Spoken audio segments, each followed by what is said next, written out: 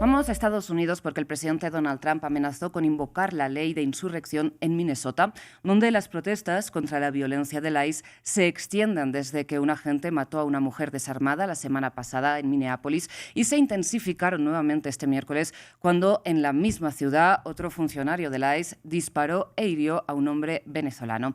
Ahora, para el análisis, conectamos con William Murillo. Él es presidente ejecutivo de 1800, migrante, activista por los derechos de las personas migrantes, y nos acompaña desde Nueva York, desde Estados Unidos. William, muchísimas gracias por estar con nosotros en France 24. De entrada, le pido, en base a su actividad, ¿no?, con sus organizaciones, ¿qué nos puede explicar sobre cuál es la situación en estos momentos en Minnesota?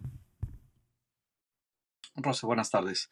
Bueno, yo creo que es un miedo generalizado, no solamente en Minnesota, sino en todos los Estados Unidos, debido a la gran presión que está ejerciendo el gobierno federal sobre el gobierno estatal, sobre la ciudadanía, y evidentemente esto a la violación a varias leyes, a la violación a los derechos civiles, a la violación a la libre expresión por parte de los ciudadanos, que tiene como antesala a la violencia generada por agentes de inmigración que aparentemente actúan con impunidad. ¿Y a qué se refiere exactamente cuando dice que los agentes de migración actúan con impunidad? Bueno, recordemos de que hubo el asesinato de una mujer. Ahora mismo tenemos hace unos días también hubo una balacera con otros migrantes. El día de hoy una balacera y heridos de bala a un ciudadano venezolano, y ninguno de ellos está bajo ningún arresto. El presidente ha dicho, y las demás autoridades y altos funcionarios del gobierno han dicho, que tienen inmunidad, cuando nosotros hemos visto que las acciones que han tomado nunca estuvieron en peligro su vida, y evidentemente esto provoca que la ciudadanía se exprese en las calles, de que existan indignación, y yo creo que ese es el paso principal que nosotros estamos mirando.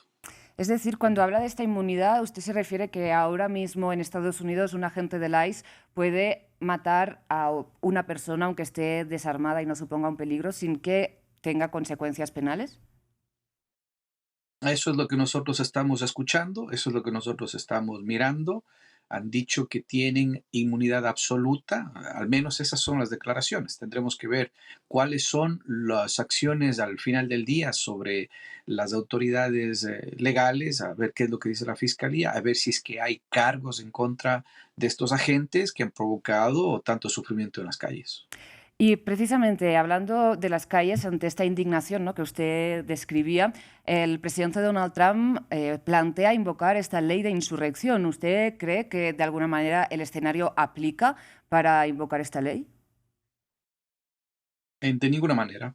Nosotros tenemos que recordar que la ley es para casos extremos, para los casos de guerra civil, para los casos de desorden público, del colapso del sistema estatal, y nada de eso se ha dado. Lo que nosotros estamos mirando es simplemente una fuerza bruta, un abuso de poder por parte del presidente, en donde ya hay antecedentes previos de que es ilegal. Recordemos de que el presidente ya invocó esta situación, esta ley anteriormente en Los Ángeles, en Memphis, en Chicago, y hubieron demandas en donde se pudo comprobar jurídicamente por medio de un juez que eran una violación directa hacia la ley de insurrección que él utilizó, precisamente porque esto va en contra de las directrices principales de la ley.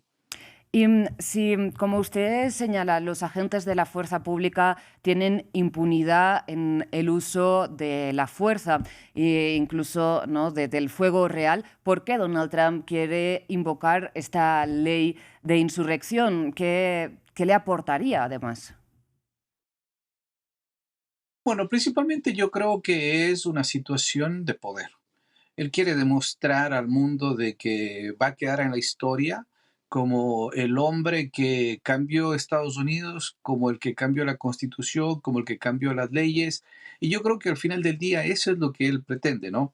Hemos visto en múltiples ocasiones compararse con el presidente Lincoln, con el presidente Washington, en donde tiene estos aires de grandeza, como si él fuera un presidente de ese nivel. Lo que estamos mirando es el abuso por parte del Ejecutivo hacia, hacia la violación de toda regla constitucional que nosotros estamos mirando. Mm. Ahora, hay que tener en cuenta que la ley de insurrección tiene una contraparte y esta es la ley Posse Comitatus, que prohíbe, por ejemplo, a las Fuerzas Armadas realizar arrestos, detenciones, llevar a cabo las búsquedas, interrogar a civiles y sobre todo controlar a multitudes o patrullar ciudades. Entonces, por un lado tenemos la ley de insurrección que él quiere apelar y por el otro está la ley Posse Comitatus que que lo limitan. Claro. Entonces, cuando nosotros miramos de que a pesar de que existe la ley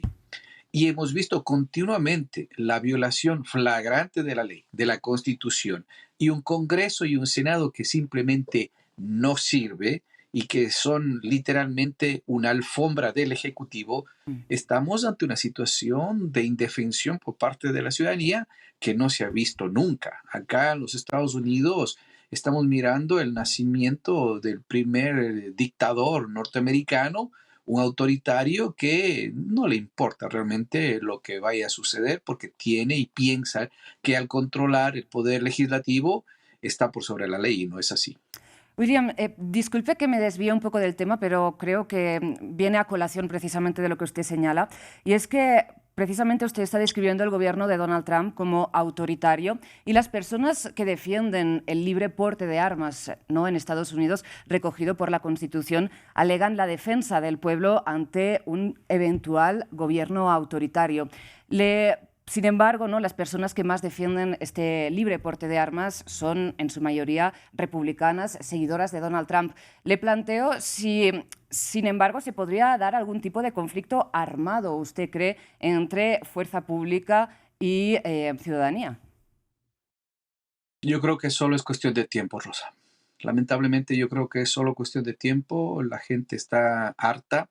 Esto ya dejó de ser un asunto migratorio hace mucho tiempo y estamos mirando de que las personas están sintiendo la violación a la libre expresión, la violación a disentir, la violación a tener una opinión diferente, la violación a declararte oposición y no sentir miedo por eso.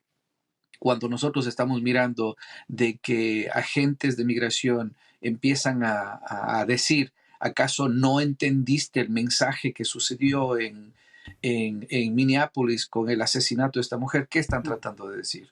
Que te vamos a matar si es que sigues haciendo disturbios, si es que sigues protestando, si es que sigues hablando en contra del presidente o de la administración. Esa clase de cosas es literalmente fascismo. Y entonces eh, eso se miraba en películas de Hollywood, pero vivirlo aquí, en la ciudadanía, en la sociedad norteamericana, realmente es un shock para la sociedad norteamericana. Mi background, mis antecedentes como ciudadano de Latinoamérica, yo he vivido el autoritarismo, he visto el impacto que tiene, por ejemplo, la metida de mano en la justicia por parte del Ejecutivo y cómo eventualmente los sistemas, las administraciones, el país cae en una espiral de corrupción precisamente porque no hay un check and balances, no hay un contrapeso de poderes. Y eso es lo que está faltando aquí en los Estados Unidos. Las próximas elecciones, Rosa, las intermedias para renovar el Congreso y el Senado van a ser de vital importancia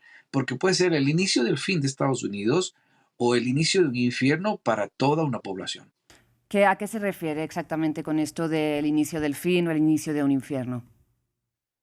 Bueno, si es que nosotros estamos mirando que el Congreso y el Senado van a estar nuevamente bajo la administración del presidente Trump, entonces no hay ninguna garantía de que las leyes y la Constitución se respete, porque hasta el día de hoy ningún congresista, ningún republicano, ningún senador ha podido defender los intereses de los norteamericanos en base a la Constitución, porque prefieren agachar la cabeza, ser sumisos, humildes ante lo que le dicen y le ordenan desde la Casa Blanca, cosa que es inaceptable.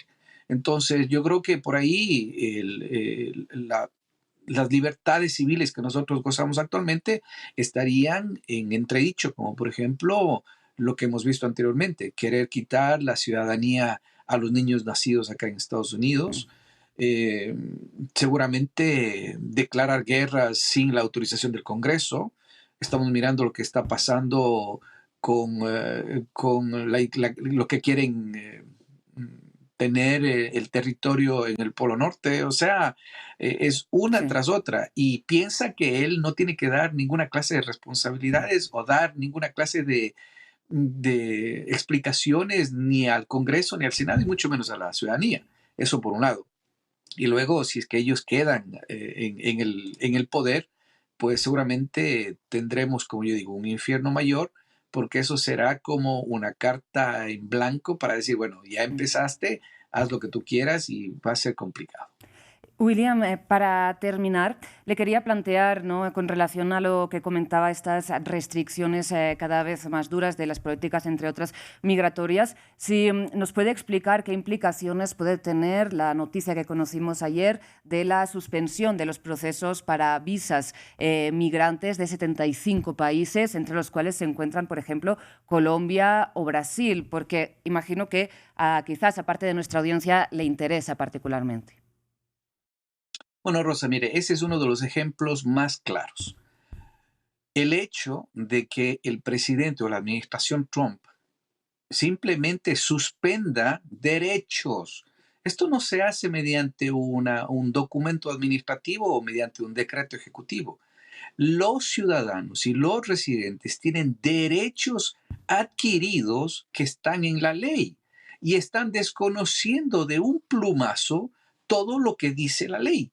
El hecho de que digan que no pueden ingresar hacia los Estados Unidos Mm, aquellas personas que ya tienen o que califican para las visas de inmigrante mm. es una violación flagrante de los derechos de los ciudadanos. Porque si yo soy un ciudadano y estoy casado y mi esposa está en mi país de origen y mis hijos están allá y les quiero traer, simplemente a Trump y a la administración no le dio la gana.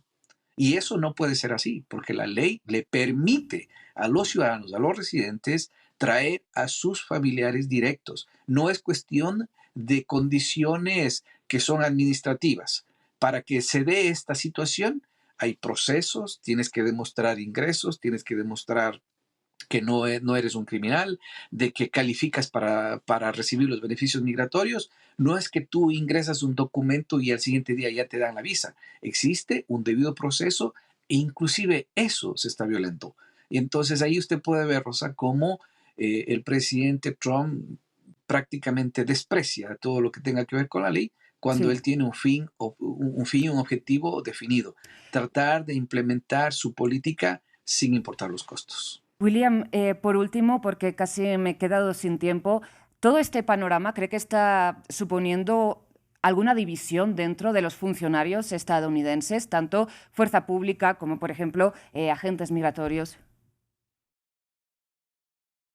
Bueno, ellos tienen requerimientos, sobre todo los funcionarios que están bajo una orden directa al estilo militar, policial, van a tener que seguir las órdenes. Los que no quieran seguir las órdenes simplemente van a tener que irse o van a Claro. tener que renunciar. Y luego está la posición en donde esta Sí, conciencia, eh, tienes que tomar una decisión de acuerdo claro. a tus principios, a tus valores. Entonces, yo creo que es algo que los Sí. ciudadanos acá en Estados Unidos están en una lucha interna muy